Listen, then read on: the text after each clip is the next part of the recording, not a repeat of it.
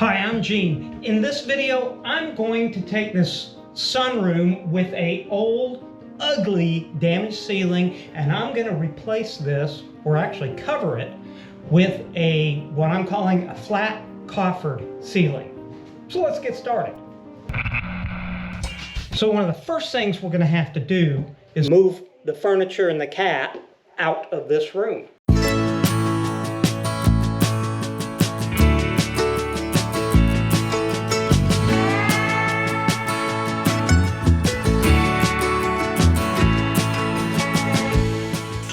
Oh yeah, the next part is going to be taking down the ceiling fan. Now the biggest thing is you want to make sure that the power is off to it, and you're going to have to take the blades off first, the shroud, and then the motor. Well, that was dumb of me. I could have just taken these off and not had to disassemble the blades themselves. And, you know, think before you get moving. Hopefully this is going to be the minimum of mistakes I make today.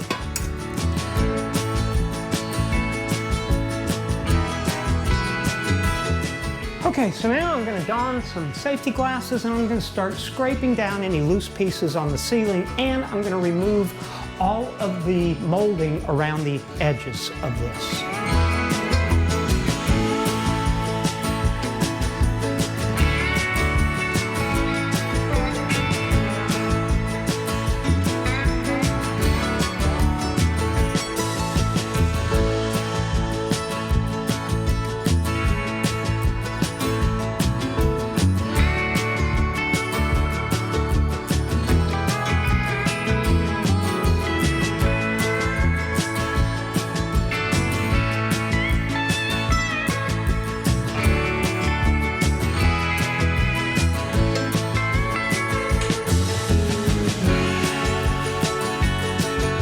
Okay, now that we've got the ceiling pretty well prepped, we're ready to start laying this thing out and figuring out the size, how many panels, how we're going to size those panels.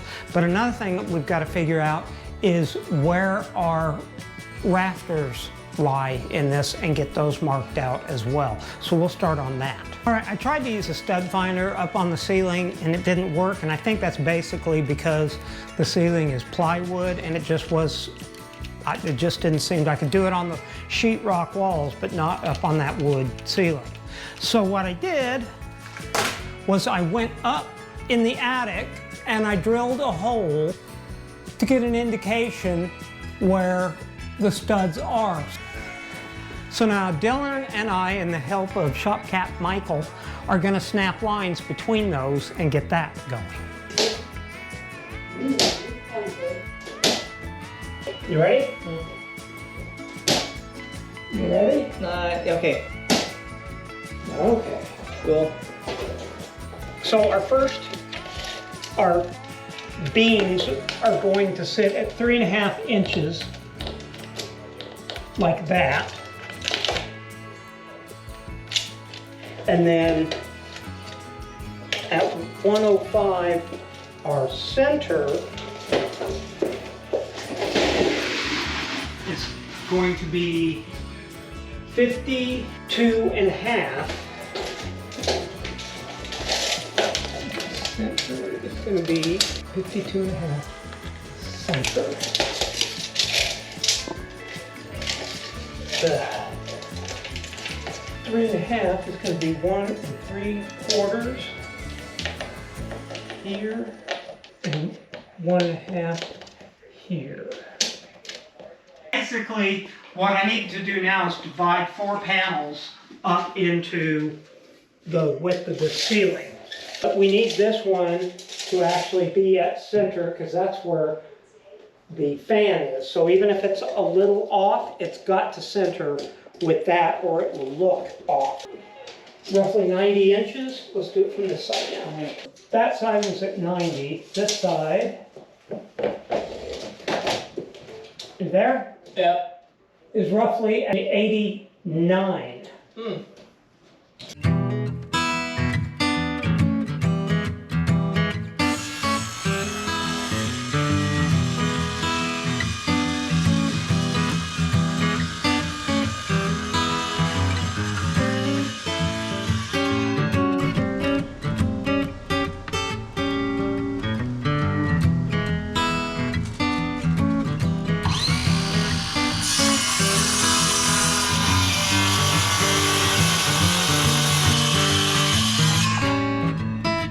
now we'll just cut one more panel, these same dimensions. This 3-inch piece that I trimmed off the top, this is going to go as a shim. And I'm going to put this, keep going, all right, there.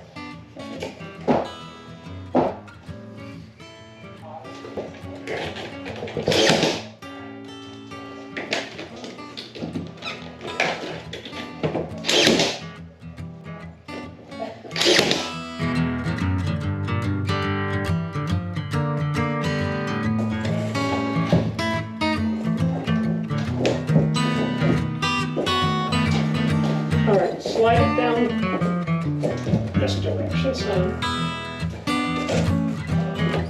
Okay.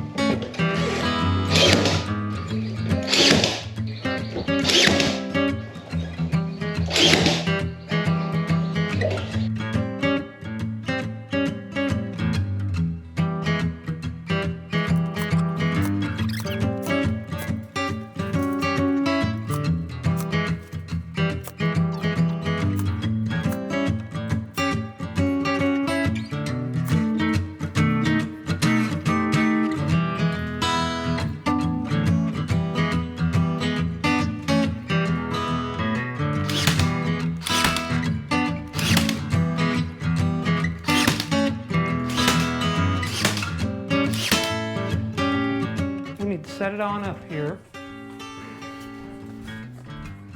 just temporarily, just to get an idea of how that's going to sit. All right, they can come down.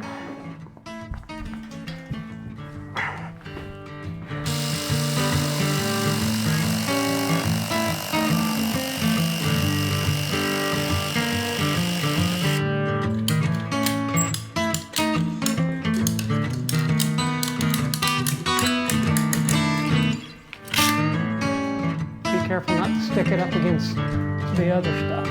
Just keep it over here.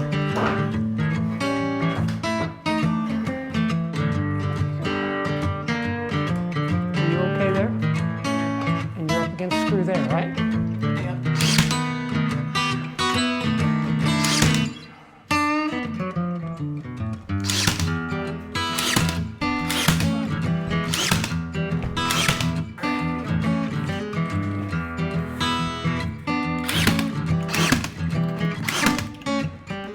One thing you have to realize with every, especially when you're working in an old house, I swear there's nothing square about the room, so you kind of have to make up some as you go along.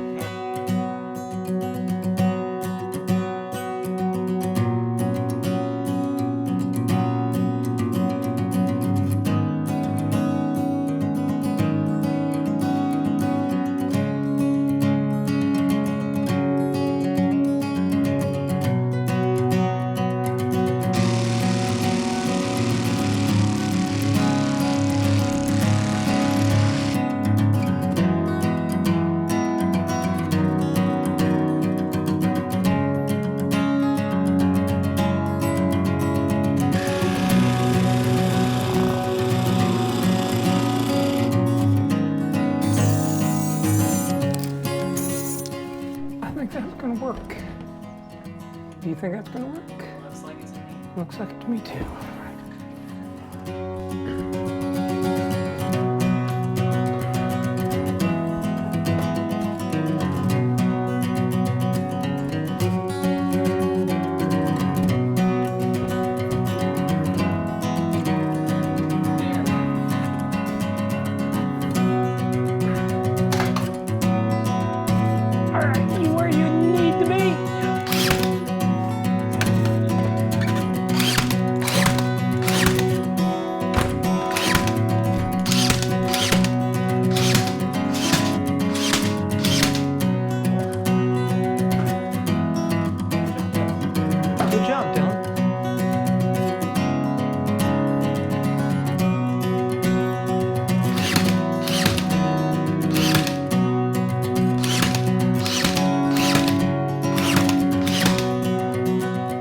Okay, now we've got all the panels are in place and secured with liquid nail and the staples. Staples are going into the stud lines. That should hold these pretty secure.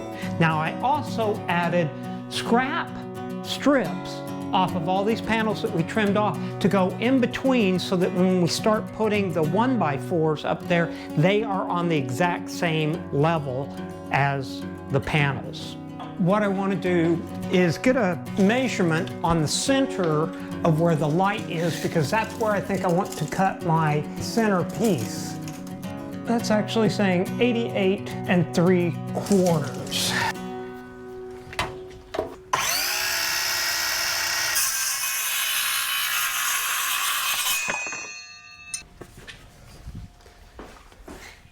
You can install these with screws, like grabber screws, or nails, but I'm going to use 1.5" staples. And I think for me it'll be easier and I can do it more solo that way. And I'll go ahead and put some liquid nail down on this.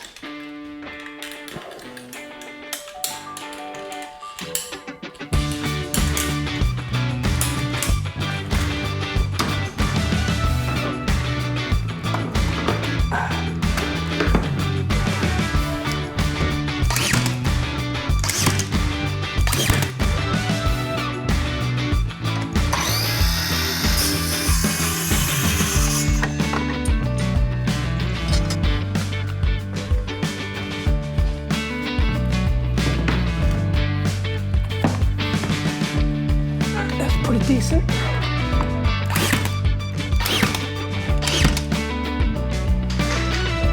Here.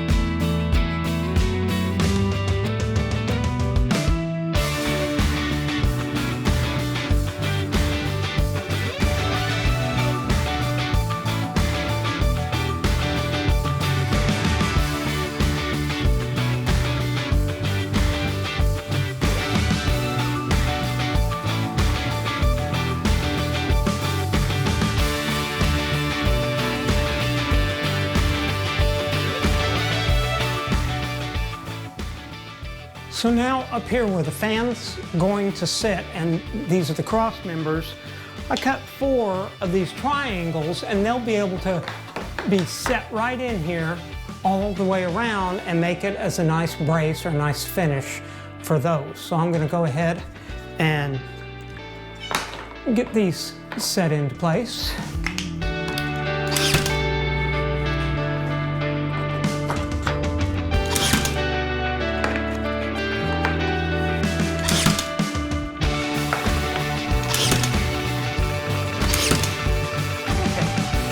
Those are going to be going anywhere, and that just makes a nice kind of finish. All right, now I'm going to move to using some of this polystyrene molding. It's 1.5 inches by 1/4 inch thick, but the great thing about it is there's a little bit of flex to it that if I need to push it up or pull it down into something, it'll work with me on it. So now I'll just move to putting this into place.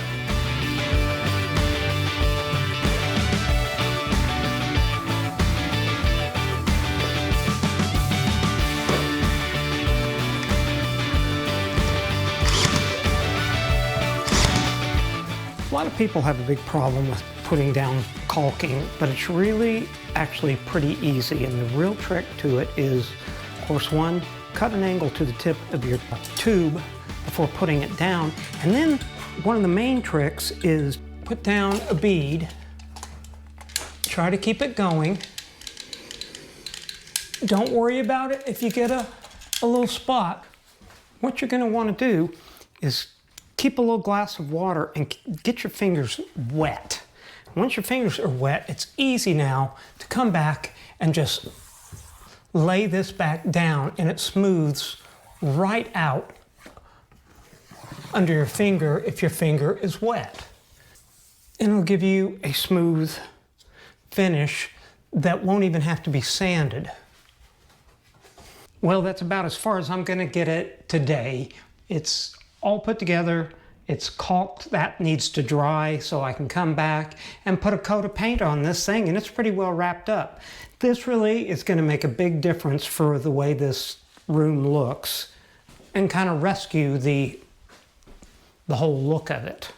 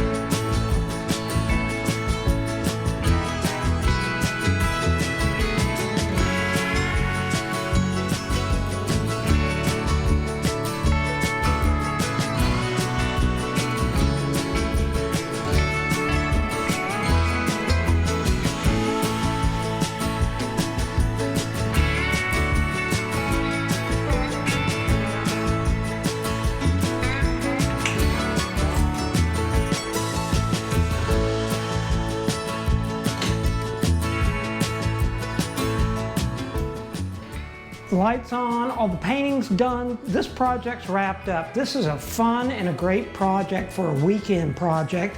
I'm really happy the way it turned out. If you have any questions, comments, put them down in the comment section. I'll be sure to get back with you. And in the meantime, well, I'll see you soon.